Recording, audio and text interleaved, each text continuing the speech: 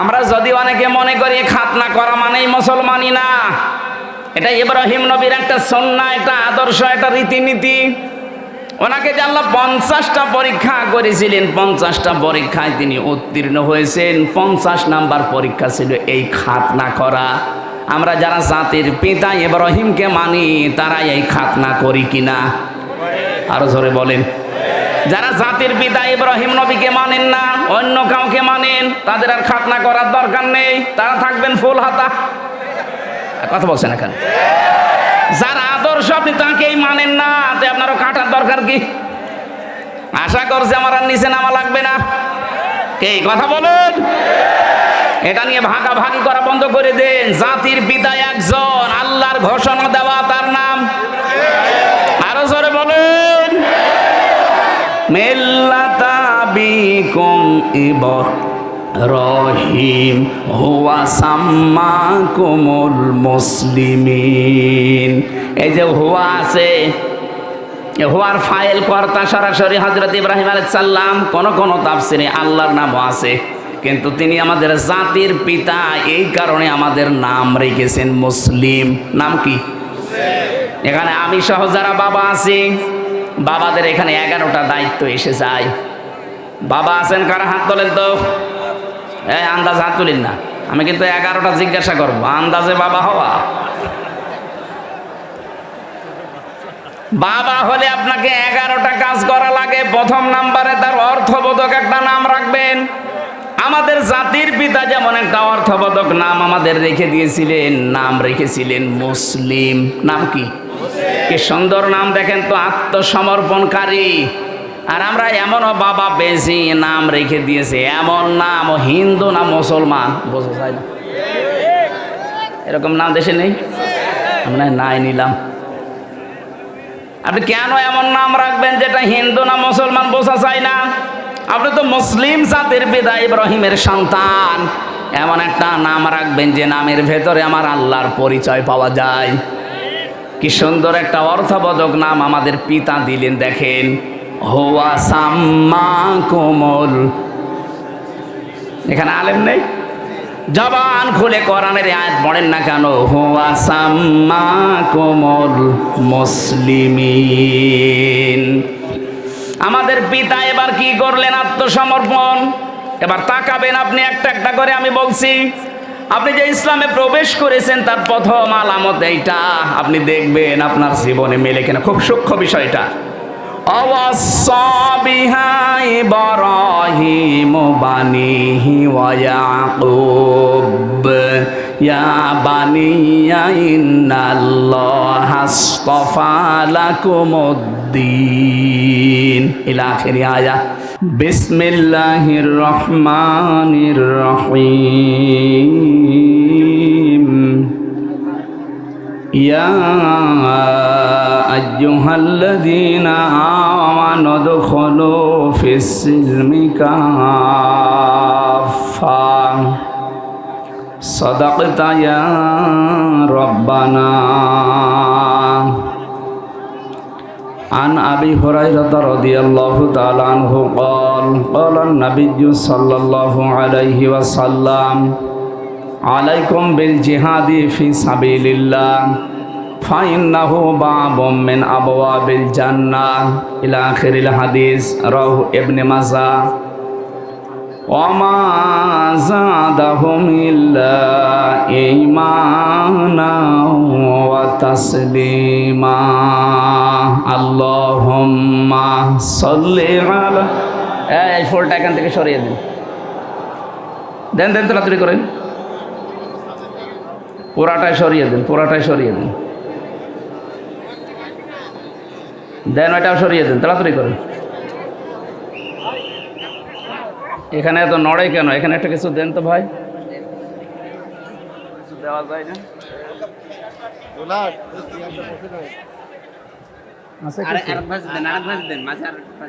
ঠিক আছে,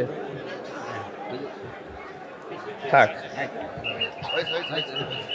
আল্লাহুম্মা সাল্লি আলা সাইয়্যিদিনা মাওলানা মুহাম্মদ وعلى آل سيدنا مولانا محمد আলহামদুলিল্লাহ। এই কথা বন্ধ হয়নি আপনার? কে দেখবেন ক্যামেরাম্যান? যতটুকু দেখা যাচ্ছে এটুকু হবে, কথা বলা যাবে না। কুষ্টিয়া জেলার ইবি থানার অন্তর্গত ঝাউদিয়া কাশীনাথপুর মধ্যপাড়া মাঠ প্রাঙ্গণে যুব সমাজের উদ্যোগে 2 দিন ব্যাপী দ্বিতীয় বাৎসরিক ঐতিহাসিক তাফসিরুল কোরআন মাহফিলের সমাপনী রজনীর স্বনামধন্য সভাপতি, অত্র এলাকার সর্বজন শ্রদ্ধাভাজন ব্যক্তিত্ব, একামতে দিন এই আন্দোলনের সম্মানিত সদস্য জনাব হায়াত আলী বিশ্বাস, ইউনিয়ন আমির ঝাউদিয়া, বাংলাদেশ জামাত ইসলামী কুষ্টিয়া জেলা শাখা। আতালাল্লাহু উমরাহু ওয়া বারাকাল্লাহু ফি হায়াতি, বলেন আমিন। সম্মানিত পরিচালক জনাব জুল হক উদ্দিন, এ মাহফিলে এতক্ষণ যারা কথা বললেন, কুষ্টিয়ার কৃতি সন্তান, ইসলামিক চিন্তাবিদ, শিক্ষাবিদ, আমার বড় ভাই জনাব মাওলানা ফারুক আজম জিহাদি, আলোচনা রেখেছেন মাওলানা হোসাইন মাহফুজ চুয়াডাঙ্গা। মাহফিলের প্রধান অতিথি হিসাবে উপস্থিত থাকার কথা ছিল বাংলাদেশ জামাত ইসলামী কুষ্টিয়া জেলা শাখার সম্মানিত জেলা আমির অধ্যাপক মাওলানা আবুল হাসিম। গতকাল যারা এখানে কথা বলেছিলেন, আলেমদের হায়াতে তাজ্জেবা সিহাতে কুল্লিয়া কামনা করছি, বলেন আমিন। মঞ্চে বসা আছেন মাওলানা ওমর ফারুক, মাওলানা খালিদ হাসান সিফাহি, নাম না জানা অন্যান্য ওলামা ইকরাম, এ মাহফিলের বরেণ্য সদস্যবৃন্দ, সামনে বসা মুসলমান ভাইরা, পর্দার আড়ালের সম্মানিতা মা এবং বোনেরা, প্রশাসনের ভাইরা, প্রাণপ্রিয় কুষ্টিয়াবাসী, আল্লাহর দরবারে শুকরিয়া জানাচ্ছি যিনি এশার নামাজের পরপরই কোরআনে কারীম শোনার জন্য মাহফিলে হাজির হওয়ার তৌফিক দিয়েছেন। এটা রাজনৈতিক মঞ্চ নয়। এখানে যারা জামাত ইসলামী করে, যারা ইসলামী ছাত্র শিবির করে, তাদের জন্য আজকের এই অনুষ্ঠান না। হাদা বায়ানুল লিন্নাস হুদাল লিন্নাস, মানুষ পদবাচ্যে যারা বিবেচিত তাদের জন্য আজকের এই অনুষ্ঠান। সে যদি হিন্দু, বৌদ্ধ, খ্রিস্টান, মাজুসি যাই হোক, মুশরিকও যদি হয়, হাত্তা ইয়াসমা কালাম আল্লাহ সুম্মা আবলিগহু মা মানা, আল্লাহ তাআলা বলেন, হে নবী, অমুসলিমরাও যদি কোরআন শুনতে আসে তাদেরকে শুনতে দেবেন এবং শোনা হয়ে গেলে নিরাপদে বাড়িতে পৌঁছিয়ে দেবেন। যদিও ফেসবুকের মাধ্যমে পলাতক কিছু আসামি, এরা উস্কানি দিচ্ছে দেশে, মিথ্যা কিছু সংবাদ দিয়ে। ফেসবুকের কথা 100 ভাগ বিশ্বাস করবেন না, এটার 100 ভাগের প্রায় 98 ভাগই আমার মনে হয় মিথ্যা কথা। গতকালকে আমি ছিলাম মৌলভীবাজার, আপনাদের পাশের গ্রাম মাছপাড়ার কৃতি সন্তান, ওখানকার জেলার এসপি জনাব জাহাঙ্গীর আলম ভাই, জাহাঙ্গীর হোসেন মনে হয় না,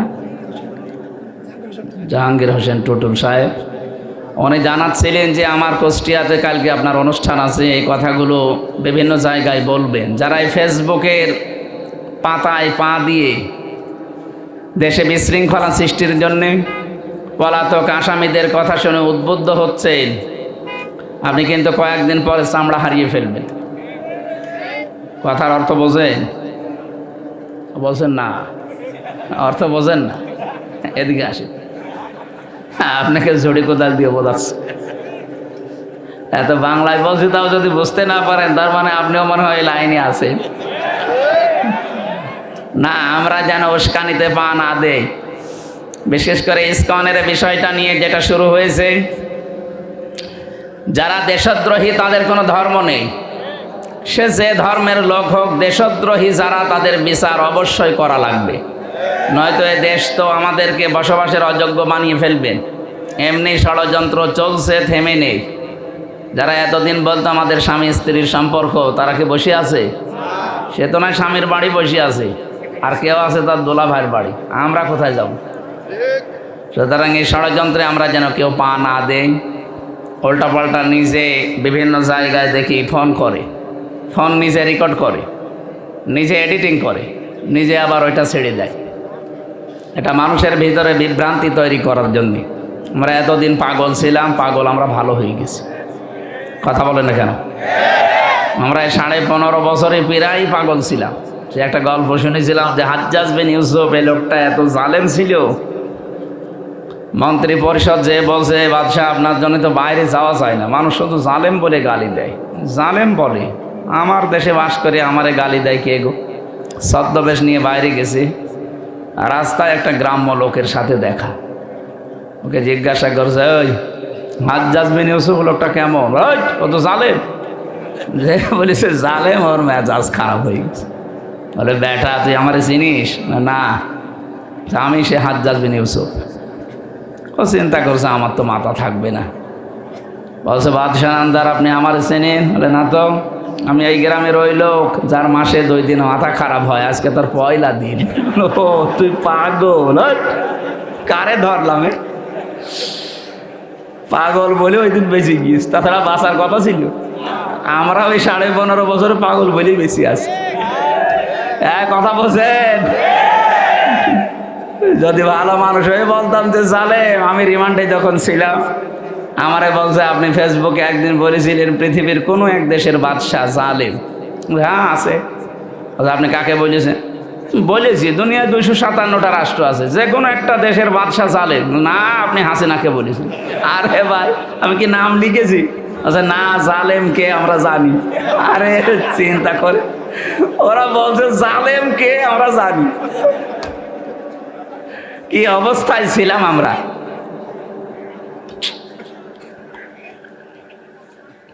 আল্লাহ একটা জগদ্দল পাথর আমাদের বুকের উপর থেকে নামিয়ে দিয়েছেন। আল্লাহ তাআলা বলেন ওয়াদানা আনকা ওয়িজরাক আল্লাযী আনকাযা যাহরাক। হে নবী, 1500 বছর আগে আপনার পিঠকে বাঁকা করে ফেলেছিল একটা বোঝা, আমি কিন্তু বোঝাটা নামিয়ে দিয়েছি। 1500 বছর পর আমাদের এই বুকের ওপরও একটা পাথর চাপা দেওয়া ছিল। আমরা বাকরুদ্ধ হয়ে গিয়েছিলাম। দল মত জাতি বর্ণ ধর্ম নির্বিশেষে ধর্মের লোক পর্যন্ত তারা অসহায় ছিল। এই যে বিশ্বজিৎ, একে আমাদের ধর্মের মানুষ বলেন? একটা হিন্দু মানুষ, তাকে পর্যন্ত ছাড় দেওয়া হয়নি। সে বলেছিল যে ভাই কিসের শিবির, কিসের জামাত, আমি তো মুসলমানই না। তারপরও তারা ছাড়ে নাই। ওকে যে কপ দিয়েছিল সে আমার সাথে জেলে ছিল এই 3 বছর। শাওন নাম, খুলনায় বাড়ি। বলছে এত করে আমারে বলছিল যে ভাই আমি মুসলমান না, আমি আপনাদের মতো হাফ হাতাও না, আমি ফুল হাতা। তারপরও আমি ছাড়ি নাই। আপনি কথা বুঝতেছেন? আমরা কি ফুল হাতা? আমরা কি হাফ হাতা? যাকে মেরে ফেলা হয়েছিল বিশ্বজিৎ, ওই জন্য বলেছিল আমি কিসের জামাত ইসলাম, কিসের শিবির, ভাই আমি ওসব কিচ্ছু জানি না, আমি একটা হিন্দু মানুষ। আমি আপনাদের মতো হাফ হাতাও না, আমি ফুল হাতা অবস্থায় আছি। এরপরও আপনি আমারে ছাড়েন না, কোপের পরে কোপ দিয়ে যান। মনে হচ্ছে যে গাছের উপরে কোপ দিচ্ছে। এই জগদ্দল পাথরকে আল্লাহ নিজে সরিয়ে দিয়েছেন। কে সরিয়েছেন? কেন এই কথা বললাম বলেন তো? আল্লাহ রাব্বুল আলামিন বলেন ওয়া মাকারু মাকারা ওয়া মাকারনা মাকারা ওয়া হুম লা ইয়াশউরুন। সূরা নমল 19 নম্বর পারার 20 নম্বর পৃষ্ঠা 4 নম্বর লাইনের 50 নম্বর আয়াতে আছে। আমি আধুনিকভাবে তাফসীরের সাথে মিলিয়ে বলছি। ওই মানধাত আমলে কি লেখা আছে ওটা বাদ দিন। এখন যুগের জ্ঞানের আলোকে বাস্তবতার সাথে আসলে কি মিলাতে হবে আয়াত দিয়ে দেখেন। আল্লাহ বলেন এটা হাজার হাজার বছর আগের কথা। মাকারু মাকরাও অমাকারনা শব্দ দুইটাই কিন্তু একই। আল্লাহর ক্ষেত্রে ব্যবহার হয় কৌশল, আর কাফেরদের ক্ষেত্রে ব্যবহার হয় ষড়যন্ত্র। আল্লাহ বলেন ওরা ষড়যন্ত্র করেছিল, এমন ষড়যন্ত্র করেছে হে নবী আপনার বিরুদ্ধে, ইসলামের বিরুদ্ধে। আকাদ মাকারু মাকরাহুম ওয়া ইনদাল্লাহি মাকরুহুম ওয়া ইন কানা মাকরুহুম লিতাজুলা মিনহুল জিবাল। হে নবী ওরা এমন ষড়যন্ত্রের জাল বিছিয়েছিল মনে হচ্ছে পাহাড় পর্যন্ত টলে যাবে। আপনি টের পেয়েছেন চারিদিক থেকে ওরা এমন ভাবে আপনাকে ষড়যন্ত্রের চালে বেঁধেছিল, আপনি তো মানুষ, পাহাড় পর্যন্ত তার জায়গা ছেড়ে দেবে এমন ষড়যন্ত্র চলছিল। এটা তো 1500 বছর আগে নাজিল হওয়া কথা। আমার তো মনে হয় 8 সালে আয়াতটা নাজিল হয়ে 24 সাল পর্যন্ত ছিল। এমন কোন দিক বিভাগ নেই বাংলাদেশে যেখানে ওদের ষড়যন্ত্রের চাল পড়ে নাই। কথা বলে না কেন? শিক্ষা বিভাগ বলেন, বিচার বিভাগ বলেন, এই দুইটা বিভাগ সবচাইতে বেশি ধ্বংস করে ফেলেছে। অথচ সারা পৃথিবীতে মিথ্যা ছড়িয়ে বেড়াতো যে আমরা ন্যায় বিচার কায়েম করছি। এত বড় ডাহা মিথ্যা কথা বলতে পারলেন? ন্যায় বিচার যদি কায়েম হবে, 3টা বছর আমার যে মামলা দিয়েছিলেন ও তো মূল্য চুরির মামলাও না, বানিয়ে একটা মামলা দিয়ে ন্যায় বিচার কায়েম হলে আমি 3 দিনও জেল খাটতাম না। অথচ 3 বছর আমার বিনা কারণে জেলে থাকা লেগেছে। এই কথা বলছে না কেন? শুধু জেলে থাকাই শেষ না, আমার বাবার কাছ থেকে আপনারা কত টাকা নিয়েছেন বলেন? আমার মামলার আইব এখন কথা বলে, মাঝে মাঝে বলে হুজুর মাফ করে দেন। মাফ করতে পারে, আগে টাকা ফেরত দেন। আগে টাকা ফেরত দেবেন, এরপর মাফ চান। টাকা দেবেন না, খালি মাফ করে দেন। মাফ অত সহজ? এই 15 বছরে যাদের কারণে এই দেশের মানুষ ব্যবসা করতে পারে না, এই যে লোকটা, এর ব্যবসা বাণিজ্য পর্যন্ত আপনি বন্ধ করে দিয়েছেন। যাদের কারণে এই দেশের মানুষ নিরাপদে চলতে পারে না, আতঙ্কে থাকতো, মিথ্যা মামলা দিয়ে মিথ্যা সাক্ষী দিয়ে জীবনটা নষ্ট করে দিয়েছেন। এখানে অনেক মানুষ বসে আছে, তো বাস্তব বলছে, আপনি জিজ্ঞাসা করে দেখেন। স্টেজে যারা আছে আমার মনে হয় এমন কেউ নেই যে জেল খাটে নাই। শুধু জেল না, জেলে যাওয়ার পর আবার মিথ্যা সাক্ষী দিয়ে বছরের পর বছর রেখে দিয়েছে। খুন, গুম এবং আয়না ঘরের সাথে যারা জড়িত, যারা ভোট চোর, এই শব্দটা নাকি নতুন শুনছেন?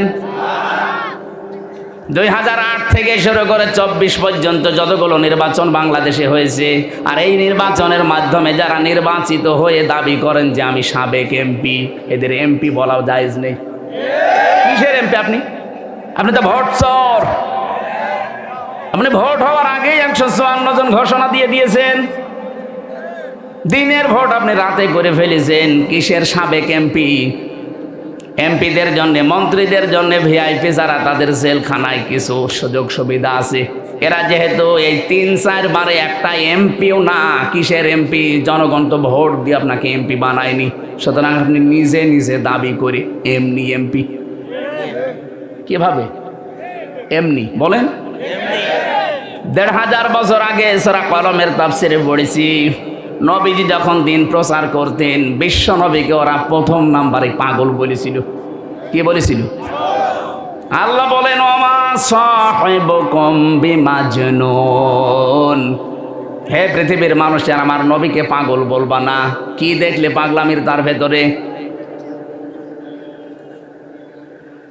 পাগল বলার আমি যতগুলো কারণ তাফসিরে পেয়েছি, ফি জিলালিল কোরআনে 1 নম্বরে 1500 বছর আগে নবীকে ওরা পাগল বলতো, কোনো কারণ নেই, এমনি। কি কারণে? এমনি। এমনি কেন বলতো?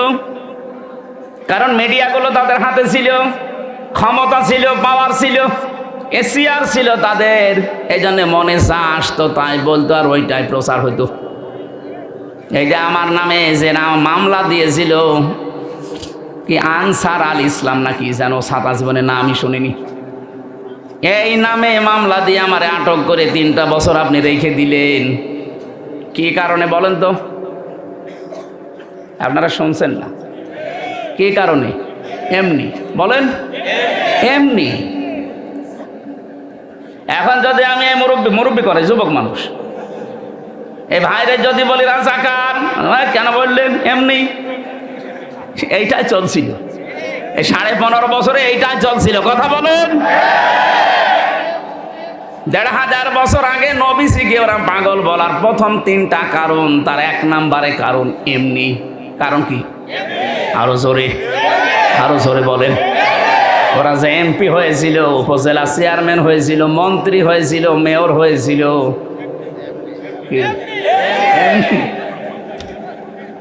এর প্রমাণ আমাদের এই যে আমার চাচাও তো চেয়ারম্যান ছিল, এমনি। কি আরম্ভ হয়েছিল বলেন তো? আল্লাহ পাক বলেন এমন ষড়যন্ত্র মানুষগুলো করেছিল যে পাহাড় পর্যন্ত টলে যাবে।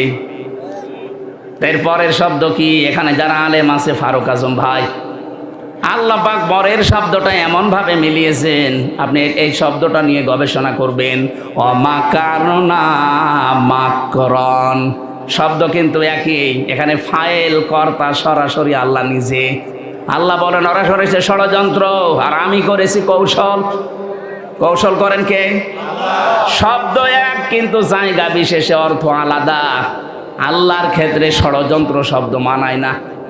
কথা বলেন না কেন?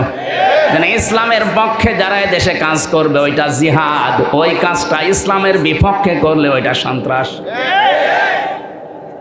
শব্দ এক, কাজ এক, কিন্তু ইসলামের পক্ষে করলে জিহাদ হবে, ইসলামের বিপক্ষে ওইটা করলে সন্ত্রাস হবে। ইসলামের পক্ষে কেউ কলম ধরলে, এই যে খালিদ হাসান সিপাহী সাংবাদিক ইসলামের পক্ষে কলম ধরে, এই জন্য উনি হচ্ছে জিহাদকারী মুজাহিদ। এই কুষ্টিয়াতে বহু সাংবাদিক আছে ইসলামের বিরুদ্ধে, মানবতার বিরুদ্ধে কলম ধরে। এই কথা বলা যাবে না ভাই, একটু তাড়াতাড়ি করেন। অনুষ্ঠান একটা হলে ভালো হয়। আসলে হরিপুর কুষ্টিয়া সেই ব্রিজের পাশে আবার আসছে রাতে আর একটা আছে। কোথায় আসছে সে? মৌলভী বাজার, নারায়ণগঞ্জ ঘুরে, এরপরে যদি আবার ডবল করা লাগে। আমি বললাম আব্বা এটা মাগরিবের পরে নিন, আপনারা তো বাস্তবতা জানেন না। মাগরিব থেকে এসা পর্যন্ত করে আমি ঠিক একটু রেস্ট নিয়ে ওখানে যেয়ে উঠতে পারতাম। এখন টানাটানি বেঁধে যাবে না। আজকের আয়াতগুলো তো আবার শেষ করা লাগবে। এই এত দেরি করেন কি? ওখানে কেউ নেই? মাইক ঠিক থাকলে আমি তো কাউকে দেখতে পাচ্ছি না। তাড়াতাড়ি করেন। সুবহানাল্লাহ আলহামদুলিল্লাহ লা ইলাহা ইল্লাল্লাহ। সুবহানাল্লাহ আলহামদুলিল্লাহ লা ইলাহা ইল্লাল্লাহ। লা ইলাহা ইল্লাল্লাহু মুহাম্মাদুর রাসূলুল্লাহ। আরো নিস্তব্ধ হওয়া লাগবে। আল্লাহ রাব্বুল আলামিন বলেন আমি নিজে এমন কৌশল করেছি, কৌশল করার মতো মাসদার দিয়েছেন। মাকারনা মাকরান অহুম লা ইয়াশউরুন, তারা টেরই পায়নি। কি টের পায়নি আপনি দেখবেন। এবার বাংলাদেশের সাথে আয়াতটা মিলাবেন। ফানজুর কাইফা কানা আকিবাতু মাকরিহিম। আল্লাহ যেন হাত দিয়ে আমাদেরকে দেখাচ্ছেন। ফানজুর, ফা দিয়েছেন। নাজারা মানে এই চোখ দিয়ে দেখা না, শুধু নাজারা মানে গবেষণা করে দেখা, চিন্তা ভাবনা করা। র মানে এই চোখ দিয়ে দেখা। আল্লাহ ফানজুর দিয়েছেন, হে পৃথিবীর মানুষেরা, বাংলাদেশিরা একটু নজর করে দেখো। আমি যারা ষড়যন্ত্র করেছিল মানবতার বিরুদ্ধে, দেশের বিরুদ্ধে, ইসলামের বিরুদ্ধে, দেখো তাদের অবস্থা আমি কি করেছি। আন্না দাম্মারনাহুম, অবশ্যই আমি আল্লাহ নিজে তাদেরকে ধ্বংস করে দিয়েছি। ওয়াকাউমাহুম আজমাইন, এবং তাদের সকলকে আমি নির্মূল করেছি। এ দায়িত্ব নিয়েছে কে? আরো জোরে বলেন। আল্লাহ দায়িত্ব নেওয়ার পরে কয়েকটা কথা এখানে জানিয়েছেন। তার সর্বপ্রথম কথা এইটা, যেটা এ দেশের সাথে 100 ভাগ খাপের খাপ মিলে গেছে। ফাতিলকা বুয়ুতুহুম খাবিয়াতাম বিমা যালামু। না আপনারা শুনছেন না মনে হয়। কি টাকার জন্য মাহফিল দিয়েছেন শুধু? আরে ভাই কথা তো শোনা লাগবে। এখানে ডিস্টার্ব করে কেন? কেউ আসবেন না। আমি কিন্তু প্রশ্ন করব। আমি 1 ঘন্টা কথা বললে আরো 10টা প্রশ্ন করব।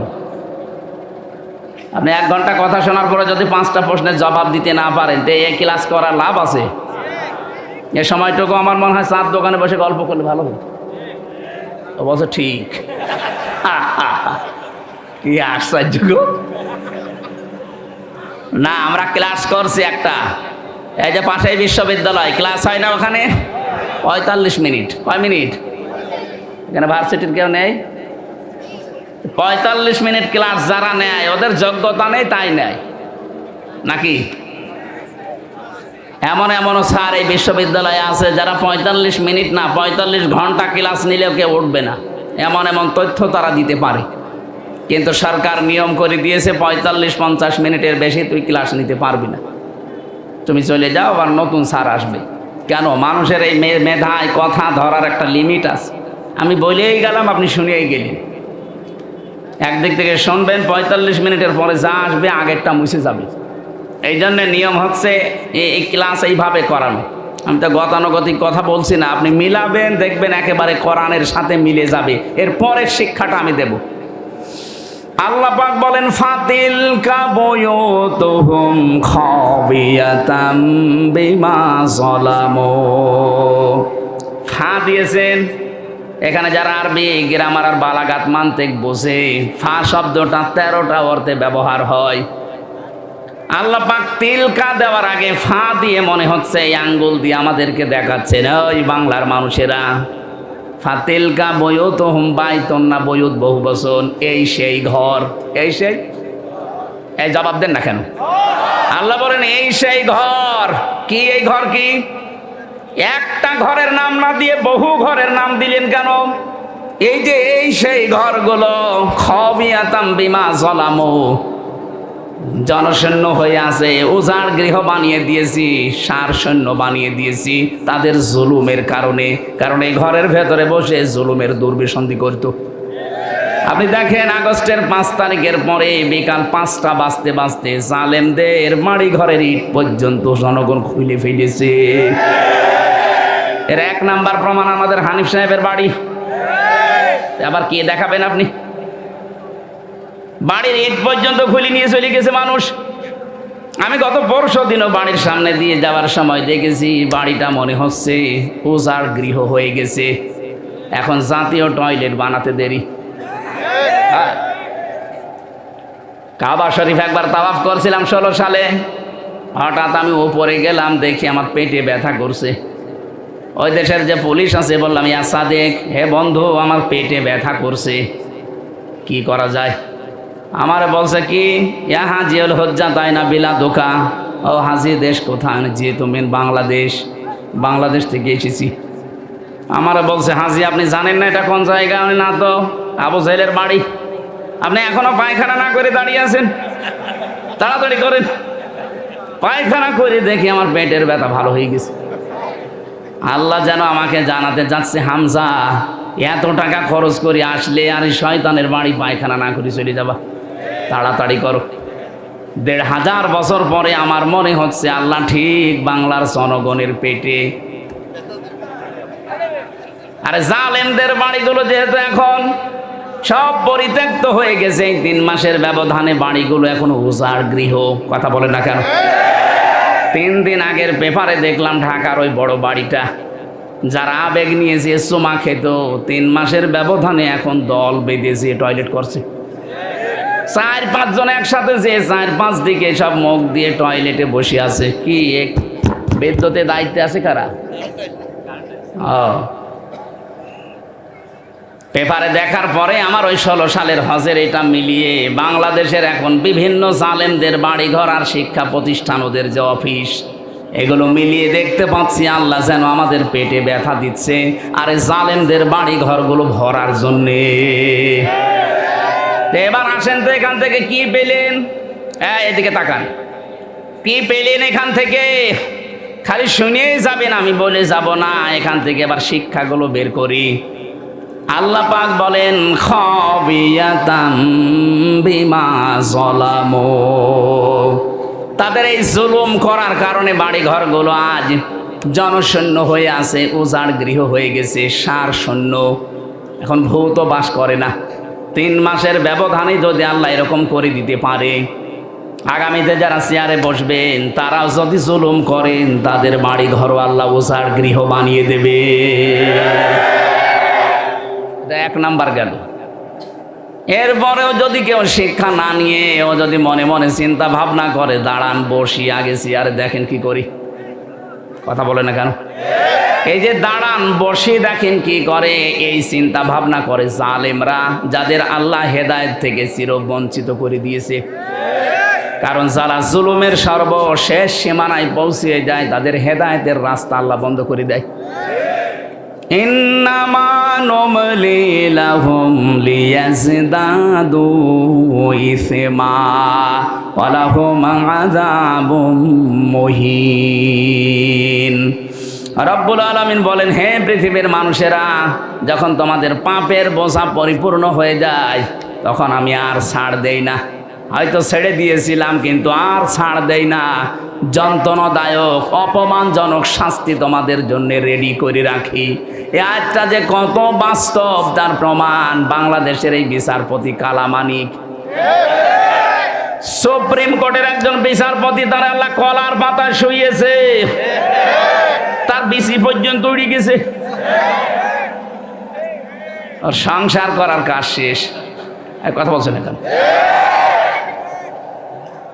তার কি দেখাবে আল্লাহ মহিন, আর কি দেখাবে? এত বড় অপমানজনক শাস্তি আল্লাহ দিয়েছে। আমার মনে হয় যদি এখন জেল থেকে বের হয়ে এই ঝাউদিয়ার রাস্তায় হেঁটে যায়, এ বাচ্চারা পিটিয়ে মেরে ফেলবে। আর আমার মনে মনে ধারণা হচ্ছিল 2024 সালের 5 আগস্টে 1:30টার সময় উনি যে হেলিকপ্টারে করে চলে যাচ্ছিলেন, যদি আল্লাহ না করুক পড়ে যেতেন, জনগণের সামনে পড়লি পিটিয়ে মেরে ফেলতো। কথা বলেন না কেন? কি ক্ষোভ তৈরি হয়েছিল মানুষের উপরে বলেন। এই আয়াতের শেষের শব্দ এটা, ইন্না ফি যালিকা লাআয়াতাল লিকাউমিন ইয়ালামুন। এখানে লাম তাকিদ আছে, ইন্না ফি যালিকা লাআয়াতাল লিকাউমিন ইয়ালামুন। এর ভেতরে শিক্ষা আছে ওই জাতির জন্য যারা জ্ঞানী। শুধু শিক্ষা না, লায়াতান, অবশ্যই শিক্ষা। কে বলছেন? বলেন বলেন। সূরা নমলের 50, 51, 52 নম্বর আয়াত। আল্লাহ এর পরে এবার একটা সুসংবাদ দিচ্ছেন, ওয়াজাইনাল্লাযীনা আমানু ওয়া কানু ইয়াত্তাকুন। এই কঠিন বিপদ এটা যাবার পরে আমি আল্লাহ বাঁচিয়ে দিয়েছিলাম তাদের, যে মানুষগুলো ইমানদার ছিল আর যারা তাকওয়া অবলম্বন করেছিল। আপনি দেখেন এই 15.5 বছরে এত জুলুম অত্যাচার নির্যাতনে যাদেরকে কণ্ঠাসা করে রেখেছিলেন, এই মানুষগুলো এখনো পর্যন্ত মাজা খাড়া করে দাঁড়িয়ে আছে। এদের বাঁচিয়েছে কে? এদের যতটুকু ঈমান আছে, যতটুকুই তাকওয়া আছে, এই কারণে আমার আল্লাহ দুনিয়ায় বাঁচিয়ে দিয়েছে। আশা করছি আল্লাহ কিয়ামতের ওই কঠিন ময়দানে এই মানুষগুলোকে আল্লাহ বাঁচিয়ে দেবে। এই জন্য আমরা যেন জালেম হয়ে না যাই। অনেক মানুষ কিন্তু এখনো পর্যন্ত দিন গুনতেছে, দাঁড়ান আগে পাই। কি আপনি কি লক্ষ্য করেন না? ফাতিলকা বুয়ুতুহুম খাওফিয়াতাম বিমা যালামু। জালেমদের ভাড়গড়ি জুলুম করার কারণে যদি ওজাড় গৃহ আল্লাহ বানিয়ে দিতে পারে, আগামী 5 বছর যারা ক্ষমতায় এসে জুলুম করবেন বলে বিভিন্ন ফোন দিয়ে আটতেছেন, আপনার বাড়ি 5 বছর পরে এরকম জালেমের মতো উজাড় গৃহ হবে না, ইন্টারন্যাশনাল পায়খানা হয়ে যাবে। এই জন্য সাবধান হবেন, আপনি থামবেন, ওইসব চিন্তা ভাবনা দূর করবেন। বিশেষ করে আমার জেলায় কুষ্টিয়াতে কোনো জালেম যেন চেয়ারে না বসে। এটা আমাদের হাতের সামনে আল্লাহ দেবে ইনশাআল্লাহ। কোন জালেমকে আমরা চেয়ারে দেখতে চাই না। যারাই আসুক তারা যেন নমনীয় আচরণ করে জনগণের সাথে। এই আয়াতের পরে আরো 8-9টা আয়াত আছে। এই তথ্যগুলো আমরা তো ওই বিষয়ে আলোচনায় যাইনি। আমরা আজকে একটা গুরুত্বপূর্ণ বিষয় সামনে নিয়েছি, সূরা বাকারা। কোন সূরা? বলেন বলেন। 6236টা আয়াত। এটা নির্ভরযোগ্য। 6666টা আয়াত। এটা প্রসিদ্ধ, এটা নির্ভরযোগ্য না, এটা প্রসিদ্ধ। আমাদের সারা পৃথিবীতে এটা চালু আছে যে কোরআনের আয়াত 6666টা, কিন্তু গণনা করে দেখবেন 6236টা হবে। আল্লাহ এতগুলো আয়াতের ভেতরে আমি একটা মাত্র আয়াত পড়েছি, তাও 3 ভাগের 1 ভাগ। আমার আয়াতের ভেতরে যতগুলো তথ্য আছে এই মাথার ভেতরে আল্লাহ দিয়েছে। আমি 1-1.5 ঘন্টা না, আমার যতদিন হায়াত আছে পুরা জীবন যদি এই শব্দটা নিয়ে আমি আলোচনা করি, তাও এত কথা এখান থেকে শেষ হবে না। আমি দেখি কতটুকু ডেলিভারি দিতে পারি। জবান খুলে কোরআনের আয়াত পড়ে না গিয়া আউযু বিল্লাহি মিনাশ শাইতানির রাজিম বিসমিল্লাহির রহমানির রহিম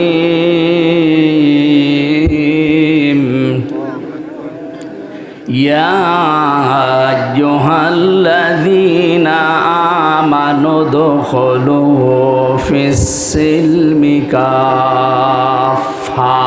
খুব খেয়াল করে শুনবেন, কিছু পয়েন্ট আছে অনেক সূক্ষ্ম। জ্ঞান যদি একেবারেই না থাকে আপনার মাথার ভেতরে, তাহলে বোঝা কঠিন হয়ে যাবে। এই জন্য জ্ঞানী যারা আছেন, আলেম, বাংলা শিক্ষিত, খুব খেয়াল করে মিলাবেন জীবনের সাথে। আশা করি আজকের আলোচনাটায় জান্নাতে যাওয়ার জন্য পাতি হয়ে দাঁড়াবে ইনশাআল্লাহ। আল্লাহ ডাক দিলেন এখানে শুধুমাত্র ইমানদারকে, কোনো বেঈমানকে আল্লাহ আজকের আয়াতে ডাক দেননি। এই জন্য কোনো বেঈমান যদি থাকেন চলে যান, ওই যে চলে যাচ্ছে, তাড়াতাড়ি জানে না, বেঈমানের জন্য আজকের আয়াত না, ওরা তাড়াতাড়ি বের করে দিন। যান, যেটা উঠবে মনে করবেন ওটা বেঈমান না। শুধু প্রসাব পায়খানা আর বিড়ি খাওয়া বাদ দিয়ে কেউ যেতে পারবেন না। বিড়ির যদি নেশা লাগে খুব বেশি, খেয়ে আবার চলে আসবে। আবার বাইরে কিন্তু পুলিশ আছে, পুলিশের সামনে পড়লে আবার জরিমানা নেবে। চুরি করে খেয়ে আবার চলে আসবে। আসবেন তো? বলছে ইনশাল্লাহ। এটা হার্ট নষ্ট হয়ে যায়, কলিজা নষ্ট হয়ে যায়। যারা বিড়ি খান আশা করছি এটা ছেড়ে দেবেন। উপকার কোনটা আছে বিড়ির ভেতরে বলে যে এইটা উপকার আছে। পৃথিবীতে একটাই খাবার যার গায়ে লেখা থাকে যে এটা খেলেই ক্ষতি হয়। কথা বলেন না কেন? মানে লেখা আছে খাইলেই মরবেন, মানে ক্যান্সার হবে, ক্যান্সারের কোনো অ্যান্সার নেই, মানে খাইলেই মরবেন। যেন আমরা যেন এই কাজ আর না করি, ভুলে অন্য জিনিস খান। বিড়ি বাদ দিয়ে আমার মনে হয় সিগারেট খাওয়া ভালো। দুইটাই ওটা একটু উন্নত, এটা একটু নর্মাল। আমি তো আকিস গ্রুপে ছিলাম, আমি দেখেছি ওদের ওই রংপুরে কারখানা আছে, কুড়িগ্রামে আছে, যশোরে আছে, কিভাবে বানায় আমি দেখেছি। ছাগলে পর্যন্ত মুখ দেয় না। যেটা ছাগল খায় না সেটাই পাগলরা খায়। আশা করছে পাগলামি আর করা যাবে না। আমি আকিসের মালিককে বলেছিলাম, স্যার এক কাজ করেন, বিড়ির ছাতা বাদ দিয়ে অন্য কিছু বানান। হুজুর আমি ছেড়ে দেবো। উনি অলরেডি ওটা বাদ দিয়ে আমেরিকা টোবাকোর কাছে, কুষ্টিয়া তো মনে হয় বানায়, ভাদালিয়ার পাশে। এটা অলরেডি ওনার তো একটা দুইটা না, 3টা মা 15টা ভাই বোন, এতগুলো আবার এক জায়গায় হওয়া লাগবে তো। এই জন্য একক সিদ্ধান্তে ওনারা পারে না, চেষ্টা চালাচ্ছে ওগুলো সব বাদ দিয়ে খাবার তৈরি করার জন্যে, মানুষের যেন উপকার হয়। আল্লাহ তাদেরকে যেন তৌফিক দেয়, অন্তত আকিস বিড়ি, আজিজ বিড়ি এগুলো যেন আস্তে আস্তে দূর হয়ে যায় দেশ থেকে। হারামের ভেতরে কোনো বরকত নেই। প্রশ্ন আসতে পারে তাহলে ওদের বরকত হচ্ছে কি করে? আরে ভাই, বরকত কি ওইটার নাম? বরকত কি আমরা আয়াতের 5 নাম্বার পয়েন্টে আছে, বলবো ইনশাল্লাহ। তাহলে ইমানদারকে আল্লাহ ডাক দিয়েছেন। আমার প্রশ্ন হচ্ছে, আমার ভেতরে ইমান আছে, আমি এটাকে কিভাবে টের পাবো? বড় এরকম হায়াত আলী সাহেবের মতো দাড়ি থাকবে নাকি? এরকম টুপি মাথায় দেওয়া থাকবে যে বিশাল ইমানদার? না। নবীজিকে সাহাবী প্রশ্ন করলেন, হে নবী, আমার ইমান আছে, আমি কিভাবে টের পাবো? বিশ্ব নবী বললেন, ইদা সাররাতকা হাসানাতুকা ওয়া সাআতকা সাজ্জিআতুকা ফাআনতা মুমিন। যখন তোমার ভালো কাজগুলো তোমাকে আনন্দ দেবে, আর অন্যায় কাজ করলে ভেতর থেকে একটা বাধা আসবে, ব্যারিকেড আসবে, তখন বুঝবা তোমার ইমান আছে। এ বাংলাদেশে ভালো কাজ সবার কাছে ভালো লাগে? বলেন। অন্যায় কাজ সবার কাছে অন্যায় লেগেছিল, অন্যায় জানার পরও অনেকে আরো আনন্দে বাধা দিয়েছে। কুষ্টিয়ার আশপাশে প্রায় 12-13টা জেলায় আমাকে ঢুকতেই দেয়নি, অথচ এ জেলার মানুষ আমি। যারা দেয়নি তারাও বাইরের না, তারাও এই জেলার মানুষ। কোথায় আছে না আজ? পালিয়েছেন কেন? আমাকে জোর জবরদস্তি করে না রেখেছিলেন, আপনাকে তো জোর করে আমরা পালাতে বলিনি। কোথায় গিয়েছেন? কোনো ভালো মানুষ দুনিয়া থেকে পালায় না, পালায় শুধু অপরাধীরা। বোঝা যাচ্ছে আপনি অপরাধী। এই যে ভালো কাজগুলো আপনি বন্ধ করে দিয়েছিলেন এই দেশে, কোরআনে কারিমের কথা বলা এটা যে ভালো কাজ, ও পাগলও জানে। এই কথা বলেন না কেন? কয়েকদিন আগে যশোরের সরকারি কলেজের এক অধ্যাপক বিসিএস ক্যাডার লোকটা, ওনারা আমি 3 মাস সময় দিয়েছিলাম যে স্যার আপনি আমাদের ধর্মীয় গ্রন্থ, আপনি তো হিন্দু মানুষ, কোরআনে কারিমটা পুরা আমাকে পড়ে জানাবেন। আপনাকে আমি ইসলাম গ্রহণ করতে বলছি না, কিন্তু আমার ধর্মীয় গ্রন্থ পড়বেন।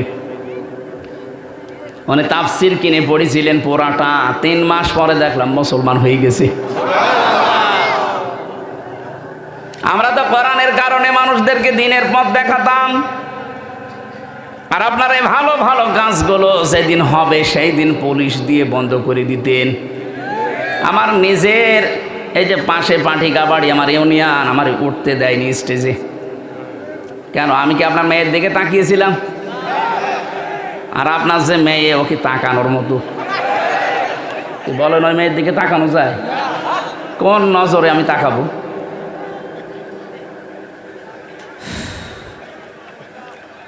আমার কাটসাট কথা, এই ভালো কাজ যাদের কাছে ভালো লাগে, অন্যায় কাজ দেখলে যাদের কষ্ট হয়, ভেতর থেকে একটা বাধা আসে, বুঝবেন তার ঈমান আছে।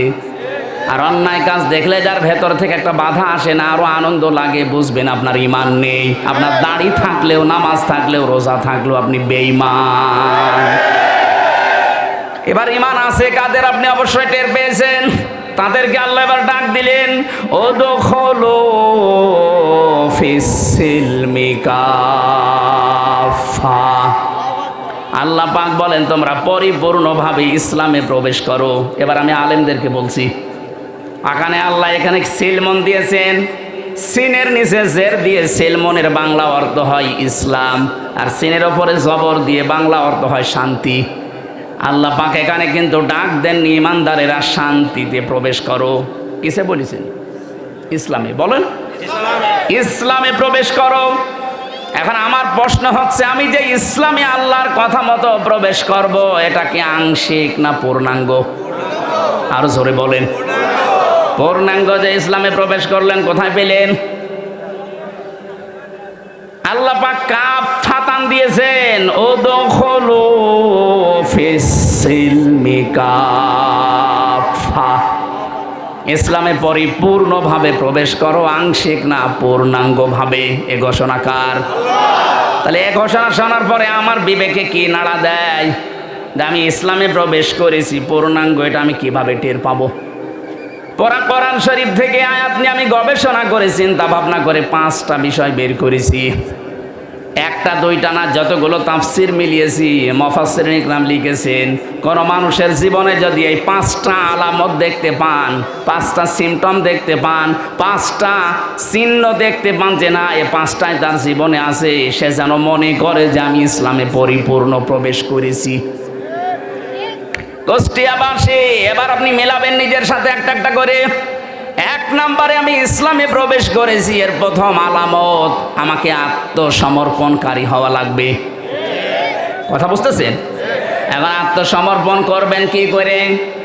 করেছিলেন এর আগে আপনি তাকান, আমাদের যিনি জাতির পিতা হযরত ইব্রাহিম আলাইহিস সালাম, গাছের মাথায় বসে কোড়াল দিয়ে তিনি কাঠ কাটছিলেন। আল্লাহ ওখানেই ডাক দিয়েছেন, ইয ক্বালা লাহু রাব্বুহু আসলিম। সূরা বাকারার 131 নম্বর আয়াতের প্রথম অংশে আছে। আল্লাহ পাক বলেন ইব্রাহিম আত্মসমর্পণ করো। তিনি ওখানে বললেন আল্লাহ এখান থেকে আমি কি করে আত্মসমর্পণ করি? আল্লাহ পাক বলেন গাছের মাথায় কাঠ কাটা বাদ দিয়ে খাতনা করো কোড়াল দিয়ে, এইটাই আত্মসমর্পণ। এখন এই জন্য পুরা ইব্রাহিম নবীর পুরা জীবন পড়ে দেখেছি আল্লাহ 50টা পরীক্ষা করেছিলেন, এটা 50 নাম্বার। উনি গাছের মাথায় বসে খাতনা করে আল্লাহকে বললেন আসসালামতু লিরাব্বিল আলামিন, বিশ্বজগতের প্রতিপালক আমি আল্লাহর কাছে আত্মসমর্পণ করলাম, আমার নিজের বলতে আর কিচ্ছু নেই, সব আমি এখন সমর্থন করলাম। কাকে? আরো জোরে বলেন। সব সমর্পণ করে দিয়েছি আমি আল্লাহকে, আমার নিজের বলতে আর কিছু নেই। এটা আপনি কিভাবে বাস্তবে দেখাবেন আল্লাহকে? উনি তো 50টার একটা দেখালেন যে খাতনা করলেন। বিজ্ঞান এখন এই শব্দটা নিয়ে গবেষণা চালিয়েছে। পৃথিবীর এই একটা জাতি যারা খাতনা করে, ইব্রাহিমকে যারা জাতির পিতা মানে। অন্যান্য ধর্মে যারা আছে তারা কিন্তু খাতনা করছে না, যদিও বিজ্ঞানসম্মত এটা স্বাস্থ্যসম্মত, খাতনা করলে অনেক রোগ থেকে আপনাকে বাঁচিয়ে দেবে আল্লাহ। এই জন্য অনেক হিন্দু যারা শিক্ষিত, যারা মার্জিত, ওরা চুরি করে রাতের আধারে মুসলমানদের ডাক্তার দিয়ে চুরি করে খাতনা করে নিচ্ছে। আমরা যদি অনেকে মনে করি খাতনা করা মানেই মুসলমানই না, এটা ইব্রাহিম নবীর একটা সুন্নাহ, একটা আদর্শ, একটা রীতিনীতি। ওনাকে যে আল্লাহ 50টা পরীক্ষা করেছিলেন, 50টা পরীক্ষায় তিনি উত্তীর্ণ হয়েছেন। 50 নাম্বার পরীক্ষা ছিল এই খাতনা করা। আমরা যারা জাতির পিতা ইব্রাহিমকে মানি, তারা এই খাতনা করি কিনা? আরো জোরে বলেন। যারা জাতির পিতা ইব্রাহিম নবীকে মানেন না, অন্য কাউকে মানেন, তাদের আর খাতনা করার দরকার নেই, তারা থাকবেন ফুল হাতা। কথা বলছেন এখানে। যার আদর্শ আপনি তাকেই মানেন না, তো আপনারও কাটার দরকার কি? আশা করছে আমার আর নিচে নামা লাগবে না। কে কথা বলুন? এটা নিয়ে ভাগাভাগি করা বন্ধ করে দেন। জাতির পিতা একজন, আল্লাহর ঘোষণা দেওয়া, তার নাম। আরো জোরে বলুন। মিল্লাতা বিকুম ইব্রাহিম হুয়া সাম্মাকুমুল মুসলিমিন। এই যে হুয়া আছে, হুয়ার ফাইল কর্তা সরাসরি হযরত ইব্রাহিম আলাইহিস সালাম। কোন কোন তাফসিরে আল্লাহর নামও আছে, কিন্তু তিনি আমাদের জাতির পিতা, এই কারণে আমাদের নাম রেখেছেন মুসলিম। নাম কি? এখানে আমি সহ যারা বাবা আছি, বাবাদের এখানে 11টা দায়িত্ব এসে যায়। বাবা আছেন কারা? হাত তোলেন তো। এই আন্দাজ হাত তুলেন না, আমি কিন্তু 11টা জিজ্ঞাসা করবো, আন্দাজে বাবা হওয়া। বাবা হলে আপনাকে 11টা কাজ করা লাগে। প্রথম নাম্বারে তার অর্থবোধক একটা নাম রাখবেন। আমাদের জাতির পিতা যেমন একটা অর্থবোধক নাম আমাদের রেখে দিয়েছিলেন, নাম রেখেছিলেন মুসলিম। নাম কি? কি সুন্দর নাম দেখেন তো, আত্মসমর্পণকারী। আর আমরা এমনও বাবা পেয়েছি, নাম রেখে দিয়েছে এমন নাম, হিন্দু না মুসলমান বোঝা যায় না। এরকম নাম দেশে নেই, আমরা নাই নিলাম। আপনি কেন এমন নাম রাখবেন যেটা হিন্দু না মুসলমান বোঝা যায় না? আপনি তো মুসলিম জাতির পিতা ইব্রাহিমের সন্তান, এমন একটা নাম রাখবেন যে নামের ভেতরে আমার আল্লাহর পরিচয় পাওয়া যায়। কি সুন্দর একটা অর্থবোধক নাম আমাদের পিতা দিলেন। দেখেন, হুয়া সাম্মাকুমুল, এখানে আলেম নেই, জবান খুলে কোরআনের আয়াত পড়েন না কেন? হুয়া সাম্মাকুমুল মুসলিমিন। আমাদের পিতা এবার কি করলেন? আত্মসমর্পণ। এবার তাকাবেন আপনি একটা একটা করে, আমি বলছি। আপনি যে ইসলামে প্রবেশ করেছেন তার প্রথম আলামত এইটা, আপনি দেখবেন আপনার জীবনে মেলে কিনা। খুব সূক্ষ্ম বিষয়টা। আওয়াসা বিহা ইব্রাহিম বানিহি ওয়া ইয়াকুব ইয়া বানিয়া ইন্নাল্লাহা আসতাফা লাকুমুদ্দিন ইলা আখিরি আয়াত। সূরা বাকারার 132 নম্বর আয়াতের প্রথম অংশে আছে, আল্লাহ পাক বলেন, তোমাদের জাতির পিতা ইব্রাহিম এবং ইয়াকুব তার সন্তানদেরকে ইন্তেকালের আগে এই ওসিয়তগুলো করেছিল। হে আমার আদরের সন্তানেরা, অবশ্যই আল্লাহ, এই ভালো করে, হে আমার আদরের সন্তানেরা, অবশ্যই আল্লাহ ইন্নাল্লাহা আসতাফা লাকুমুদ্দিন, তোমাদের জন্য মনোনীত করেছেন, নির্বাচিত করেছেন, চয়ন করেছেন, চুজ করেছেন একটা দিনকে। কাকে? এ পর্যন্ত যদি না বোঝেন পরের শব্দ বুঝবেন না। তোমাদের জন্য আল্লাহ নির্বাচিত করেছেন, পছন্দ করেছেন একটা দিনকে। কাকে? কি দিন? এই রাতের পরে যেই দিন আসবে ওই দিন না। দিন এখন সারা পৃথিবীতে চলছে 4,500 দিন। দিন মানে যদি ধর্ম মনে করেন, 4,500 ধর্মের লোক এই দুনিয়ায় এখন আছে। 257টা রাষ্ট্রের ভেতরে চলছে এটা। 257টা রাষ্ট্র আছে। আমি ছোটোখাটো যতগুলো রাষ্ট্রে ঘুরলাম, বাংলাদেশের 4 রাষ্ট্রগুলো, কোনটা 8 ডবল, কোনোটা 14 ডবল, কোনোটা 29 ডবল। এই বাংলাদেশের চাইতে মালয়েশিয়া গিয়েছিলাম 8 ডবল বড়। এর চাইতে সৌদি আরব 14 ডবল বড়। এর চাইতে পাশের রাষ্ট্র ইন্ডিয়া 29 ডবল বড়। আমেরিকায় কিছুদিন পরে আমার ভিসা লাগিয়েছি, আমি যাচ্ছি ওখানে, বাংলাদেশের চাইতে 59 ডবল বড় ওই দেশটা। আমেরিকার কাছে বাংলাদেশ একটা গ্রাম না, গ্রামও না।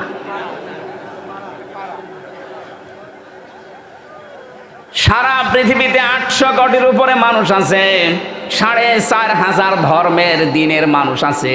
আল্লাহ পাক বলেন দিন হিসাবে আমি তোমাদের জন্য যেটা পছন্দ করলাম, ইন্নাদ-দীনা ইনদাল্লাহিল ইসলাম, তোমাদের জন্য আমি আল্লাহর কাছে একমাত্র মনোনীত ধর্মের নাম ইসলাম। কত সূক্ষ্ম বিষয় দেখেছেন। জাতির পিতা ইব্রাহিম এবং ইয়াকুব তাদের সন্তানদেরকে বলেছে তোমাদের জন্য একটা দিন আল্লাহ নির্বাচিত করেছেন। সেই দিনের পরিচয় সূরা আলে ইমরানের 19 নম্বর আয়াতে দিচ্ছেন আল্লাহ। সেই দিনের নাম এই জবান খোলেন না কেন? আল্লাহ রাব্বুল আলামিন ইসলাম বলে শেষ করে দেননি। সূরা আলে ইমরানের 85 নম্বর আয়াতের ব্যাখ্যাটা আরো বিস্তারিত দিয়েছেন। ওমাই আবতাগি গায়রাল ইসলামি দীনান ফালাই ইউকবালা মিন ওয়া হুয়া ফিল আখিরাতি মিনাল খাসিরিন। তামাম দুনিয়ায় কেউ যদি ইসলাম বাদ দিয়ে অন্য কোন নিয়ম নীতি দিন দিয়ে আমি আল্লাহকে রাজি করতে চাই, ফালাই ইউকবালা মিন, ইউকবালার আগে লান আছে, এর আগে ফা আছে। এর বাংলা অর্থ দাঁড়িয়েছে কোশ্চিন কালেও হবে না। আল্লাহ পাক বলেন তোর জীবনের কোনো ইবাদত বন্দেগী আমি আল্লাহর কাছে কবুল হবে না যদি ওটা ইসলাম বাদ দিয়ে অন্য কিছু নিয়ম নীতিতে হয়। আপনি কি সৌভাগ্যের অধিকারী খেয়াল করেন? 4,500 ধর্ম দিয়ে আজ যারা তাদের সে দেবতা বলেন, ভগবান বলেন, যিশু বলেন, যত রকমের যার ইবাদত করে মানুষ যেতে চাচ্ছে, কিন্তু সবাই এক জায়গায়। কেউ উপরওয়ালা বলে, কেউ গড বলে, কেউ ভগবান বলে, কেউ দেবতা বলে, আমরা আল্লাহ বলি। সবাই যেতে চাচ্ছে ওনার কাছে। আল্লাহ পাক বলেন 4,500 ধর্মের একটা দিয়েও হবে না, আমার কাছে পৌঁছাতে হলে ইসলাম লাগবে। এই আয়াত দিয়ে এক কথায় নির্দ্বিধায় দলিল দেওয়া যায় 4,500 ধর্মের যারা আছেন আপনাদের সব কর্ম মাঠে মারা যাচ্ছে। শুধু দুনিয়ায় শেষ আপনাদের না, ওয়া হুয়া ফিল আখিরাতি মিনাল খাসিরিন, সবচাইতে মারাত্মক ক্ষতিগ্রস্ত হবেন আপনি আখিরাতে। আমরা যদি দুনিয়ায় কিছুই না পাই দিন ইসলাম মেনে, অন্তত আখিরাত আমাদের নষ্ট হচ্ছে না। কথা বলেন ঠিক কিনা? এই জন্য আমাদের এখন থেকে সিদ্ধান্ত নেওয়া লাগবে যা করি যেন দিনের ভেতরে থাকে। দিন মানে রাতের পরে যে দিন আসবে ওই দিনের ভেতরে, ইসলামের ভেতরে। কিসের ভেতরে? বিবাহ শাদী করতে হলেও দিনের ভেতরে থাকা লাগবে। আজ বাংলাদেশে বহু বিয়ে শুরু হয়, বহু বিবাহ শুরু হয় হারাম কাজ দিয়ে। এদেশে অনেক মানুষ মনে করে 4 বিয়ে করা ফরজ, সুন্নাত, নফল, ওয়াজিব না, কিচ্ছু না। এটা সিস্টেম আছে। কোরআনে কারিমে সূরা নিসার 3 থেকে 5 নম্বরে আয়াতগুলো যে নাজিল হয়েছে, আপনি একটু ঐতিহাসিক প্রেক্ষাপটগুলো খেয়াল করেন। আল্লাহ কেন নাজিল করলেন আয়াতগুলো বিবাহের ক্ষেত্রে? কোন নারীর রূপ সৌন্দর্যের মধ্যতা পেয়ে আপনি ভসালে শুধু একটার পর একটা বিয়ে করে যাবেন না। ইসলাম এই জন্য আপনাকে 4 বিয়ের অনুমতি দেয়নি। বিয়ে করতে পারেন একটাই, এরপরে যদি বিবাহ করতে যান অসহায়, সমাজের অসহায় নারী, বিধবা নারী এবং স্বামী পরিত্যক্তা নারী, তালাক প্রাপ্তা এবং স্বামী মারা গেছে বিধবা, অথবা অসহায় নারী, এতিম মা বাবা নেই, এরকম অসহায় মানুষকে বিয়ে করে তাদেরকে সামাজিক মর্যাদা দেওয়ার জন্য আপনি বিয়ে করতে পারেন। 1, 2, 3, 4। অধিকাংশ মানুষ এটাকে নিয়ে 4 বিয়ে করা ফরজ, অথচ ইনসাফ করতে পারে না, খালি বিয়ে করিয়ে যাচ্ছে। আপনি কি আকিজের ছেলে নাকি? আকিজের ছেলে 4 বিয়ে করেছে, বলছে আমিও করব। আরে ভাই করবেন ঠিক আছে, তার মতো টাকা আছে আপনার? তার খুলনা 1 বউ থাকে, যশোরে 1 বউ থাকে, রংপুরে 1 বউ থাকে, ঢাকা ভার্সিটি স্যার আর 1 বউ। তার যে টাকা ও নিজেও জানে না তার কত টাকা আছে, আর আপনি নিজে হিসাব করেও পারেন আপনার টাকা আছে কিনা। আপনি আন্দাজে খালি বিয়ে করবেন। তাহলে বিয়ে শুরুই হচ্ছে আমাদের আন্দাজে। এমনকি অধিকাংশ বিয়েতে আজ যে ঝামেলাটা তৈরি হচ্ছে, এখানে যেহেতু বাবা আছে, আমার বাবাও আছে, উনিও ভুল করেছে। বিয়েটা করার সময় ইসলামের নিয়ম হচ্ছে অলিমা করা। এই কথা বলে না কেন? অলিমা করলে এটা যে ছেলের বাড়ি হয় না মেয়ের বাড়ি হয়? বলেন বলুন।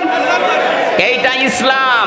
আজ ইসলামের এই নিয়ম বাদ দিয়ে যারা অলিমা বাদ দিয়ে বরযাত্রী যায়, মেয়ের বাড়িতে 150, 200, 250 মানুষ নিয়ে যাচ্ছে বরযাত্রী। কোথায় পেয়েছেন ভণ্ডামি?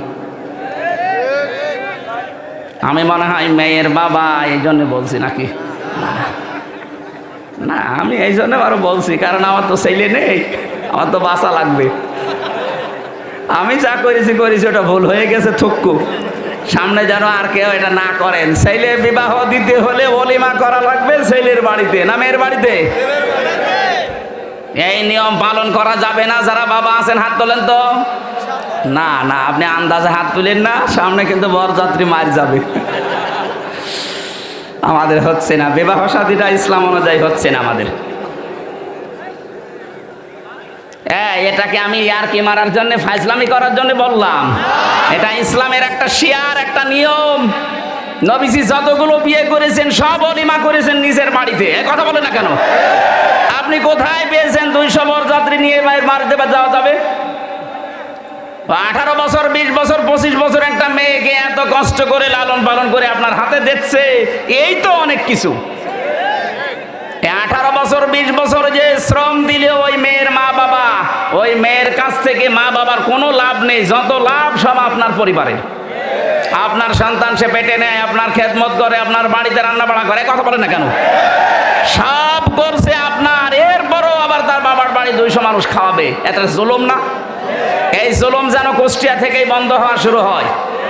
এই মিডিয়া এটা হাইলাইট করবা, এটা আমার নিজের জেলা না। আগামী থেকে জেলায় বিয়ে হলে কোনো বরযাত্রী চলবে না, অলিমা করা লাগবে। বরযাত্রী যারা আসতে যাবে এটা ছোট লোক, ইতর। বলেন বরযাত্রী বন্ধ করবেন কারা কারা? হাত তোলেন তো। এই আন্দাজ হাত তুলবেন না, এটা কিন্তু রেকর্ড হচ্ছে। এই দেখেন কত ক্যামেরা। তোলেন তোলেন তোলেন, এই তোলেন। কেউ বরযাত্রী যাব না ইনশাল্লাহ, সব অলিমার দাওয়াতে যাব, ঠিক আছে? বলছেন না? কি গো, এ জেলায় মানুষ তো খুব ঝামেলা। আমার আফসোস, এই জেলায় আমার জন্ম নেওয়ার জন্যে। কারণ এই জেলায় এমন একটা কাজ চলে পৃথিবীর কোনো জায়গায় নেই যে পুলিশ পাহারা দিয়ে গাঁজা খাওয়ায়। এই জেলায় আছে। সারা পৃথিবীর এই একটা জায়গা যেখানে পুলিশ পাহারা দিয়ে গাঁজা খাওয়াচ্ছে, আরো বলছে বাবা খা। আর একটা জায়গা আছে বগুড়া মহাস্থানগড়, ওখানে এরকম না, পুলিশ দেখলে তারা একটু দৌড় মোড় দেয়। আর এখানে পুলিশ দেখলাম পাহারা দিয়ে খাওয়াচ্ছে, যা খাবি খা। সারা বাংলাদেশে গাঁজা কোড়ালে চাই কয় মন হবে, তার চাইতে বেশি মন গাঁজা পাওয়া যাবে লালনের মাজারে। কোন কারণে এখানে যান বলেন তো? এখানে গেলে মানুষ শিরিক করে, বেদাত করে, ঈমান হারায়। এক কথা বলেন না কেন? এতগুলো মাজার বাংলাদেশে ভাঙা হইলো, কই এইটার গায়ে হাত দিলেন না কেন? এইটা ভেঙে ফেলার দরকার ছিল। বলে না, লালন আল্লাহর ওলি। কিসের ওলি? ও কোন ধর্মের লোক ও নিজেও জানে না।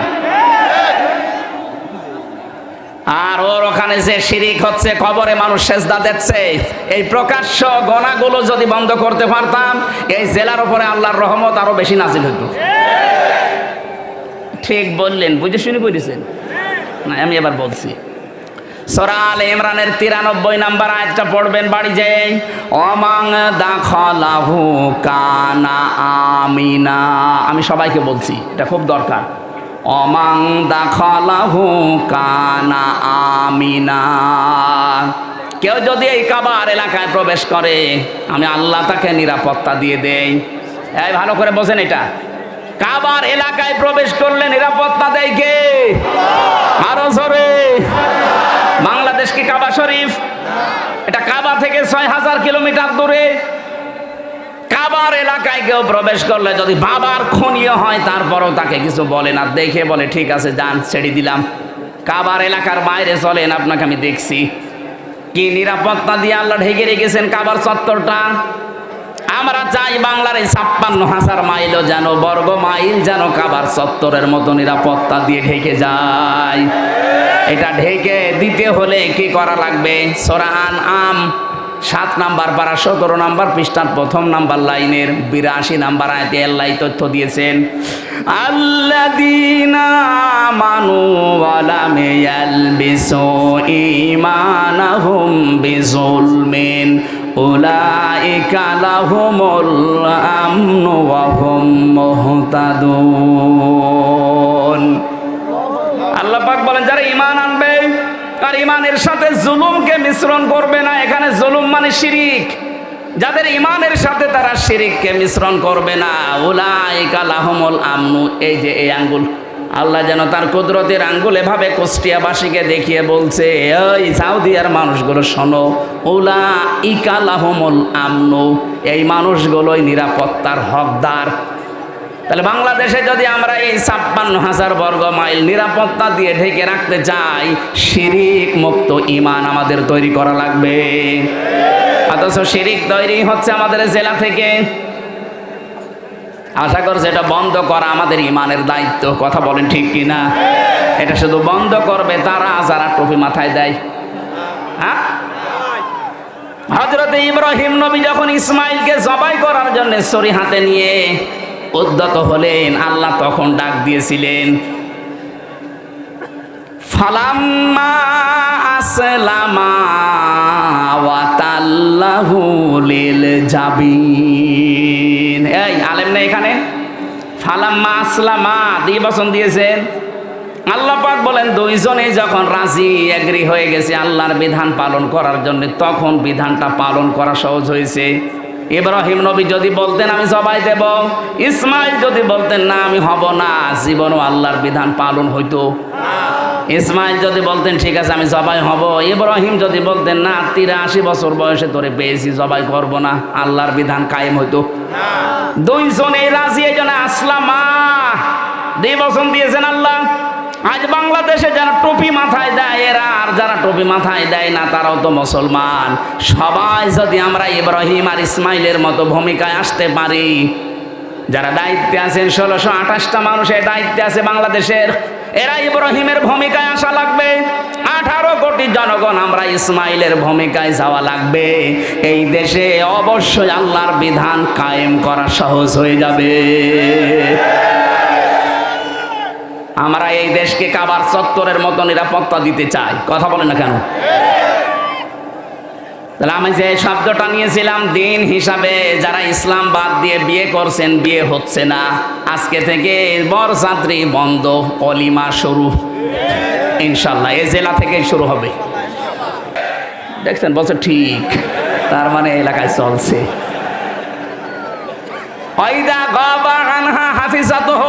যখন স্বামী বাইরে যাবে নিজেকে হেফাজতে রাখবেন, নিজের ইজ্জত আবরু সম্ভ্রম, স্বামীর সন্তান, স্বামীর সম্পদ, এগুলো হেফাজত করে রাখবেন। এটা আত্মসমর্পণকারী নারী এর গুণাগুণ।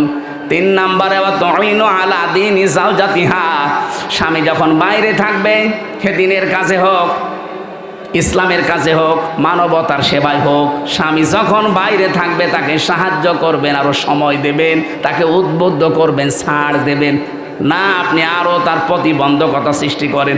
কি করে বেড়াও তুমি? কি করার মানে আপনার স্বামী মানবতার সেবা করে, ইসলামের কাজ করে, এই কথা বলছেন কেন?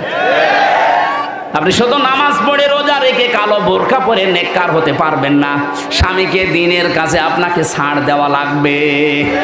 কুষ্টিয়ার মেয়েদেরকে বিশেষ করে বউ যারা আছেন তারা স্বামীকে ছাড় দেবেন, উদ্বুদ্ধ করবেন দিনের কাজে। 4 নম্বরে স্বামী যদি আদেশ করে ওটা যদি জায়েজ হয়, জীবন থাকতে আপনাকে মানা লাগবে। আমি স্বামী, যত স্বামী এখানে বসে আছি আমরা, প্রতিটি স্বামী আমরা চাই বিয়ের পরে আমাদের মা বাবা আমাদের সাথে থাকবে। কথা বলে না কেন? এটা আমরা পছন্দ করি কিনা? 100 ভাগের 80 ভাগ মহিলা এটা চাই না।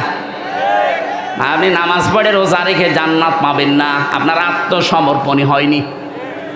এটা 4টা বললাম। আল্লাহ রাব্বুল আলামিন বলেন তুমি ইসলামে প্রবেশ করলে কিনা তার প্রথম আলামত হচ্ছে আত্মসমর্পণ করবা। দিন হিসাবে ইসলাম বাদ দিয়ে অন্য কিছু মানা যাবে? আরো জোরে।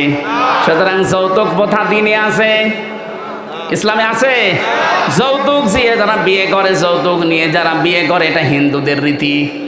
এই যে গায়ে হলুদ দেওয়া এটা হিন্দুদের রীতি, এই কথা বলে না কেন? আশা করছি দিনের বাইরে যেটা আল্লাহ মনোনীত করেছেন এর বাইরে আমাদের যাওয়া যাবে না। ফালা তামুতুন্না ইল্লা ওয়া আনতুম মুসলিমুন। রব্বুল আলামিন বলেন, ইব্রাহিম নবী সন্তানদেরকে বলেছিল, ছেলেরা যাই করো মুসলমান না হয়ে মরো না, কারণ মুসলমান না হয়ে কবরে গেলে কবর তোমাকে কিন্তু ছাড়বে না। কথা বলেন ঠিক কিনা? আমরা যাই করি আত্মসমর্পণ করব, আর মুসলমান না হয়ে কবরে আমরা যাব না ইনশাআল্লাহ। 2 নম্বরে আমি পেয়েছি ইখলাস অর্জন করা লাগবে, 3 নম্বরে আকীদা শুদ্ধ করা লাগবে, 4 নম্বরে উন্নত চরিত্র অর্জন করা লাগবে, 5 নম্বরে লেনদেনে স্বচ্ছ থাকা লাগবে। এটা বাংলাদেশে একেবারে দূর হয়ে যাচ্ছে। দেখতে মনে হয় আকাশ থেকে পালিয়ে এসেছে, খুব ভালো মানুষ, কিন্তু লেনদেন করে দেখবেন ওর মতো হারামি আর নেই। দোকানে বাকি যদি খায় দোকানের সামনে দিয়া যায় না, অন্য রাস্তা দিয়ে যায় না। আপনি ইসলামে প্রবেশ এখনো পরিপূর্ণ করেননি। আকীদা বিশুদ্ধ করা লাগবে। কেন বলছি? বাংলাদেশে একটা মজলুম দলের উপরে একটা মিথ্যা তহমত দিয়ে বলা হয় যে ওদের আকীদা ঠিক নেই, অথচ বাংলাদেশে যদি আকীদার প্রশ্ন করেন সবচাইতে শুদ্ধ আকীদার মানুষ হচ্ছে এই দেশে যারা একামতে দিন কায়েম করতে চায়। এই মজলুম দলের উপর একটা মিথ্যা তহমত দিয়ে সারা বছরের পর বছর এই তহমতটা আপনি চালিয়ে দিচ্ছেন। আপনার আকীদা ঠিক আছে? ফাঁসির দড়িটা গলার কাছে আসুক, আকীদা কত প্রকার কি কি সব বেরিয়ে যাবে। ভণ্ডামি করার জায়গা পান না। আকীদার যে কিতাবগুলো আছে, আমি তাফসীরের কিতাব থেকে, হাদিসের কিতাব থেকে পড়ার জন্য আহ্বান জানাচ্ছি। আমার 9:30টায় ওঠার কথা, হরিপুরে আর 5 মিনিট আছে। আজকের মতো আমি শেষ করে দিচ্ছি। পাঠিকা বাড়ি আছে এই সামনে মাসে।